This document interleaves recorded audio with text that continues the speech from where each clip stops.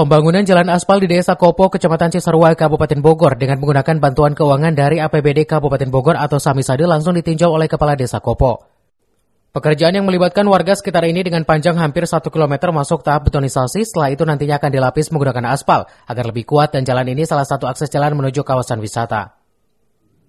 Realisasi betonisasi sama dengan wilayah lain di 1 kilo. 1 kilo ya? Ya, kemudian insya Allah mudah-mudahan hasilnya maksimal karena menggunakan tenaga padat karya dan semua potensi yang ada di wilayah kita pergunakan. Dari awal tidak pernah melibatkan pihak-pihak manapun, pihak orang gitu. Nah, sementara untuk himbauan pada warga masyarakat sekitar dengan mudah-mudahan manfaat. Ini doakan selesai dan tolong dibantu perawatannya nanti karena perawatan juga penting.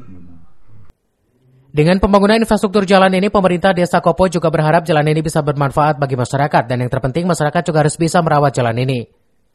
Dari Cisarua, Wawan Supriyatna melaporkan.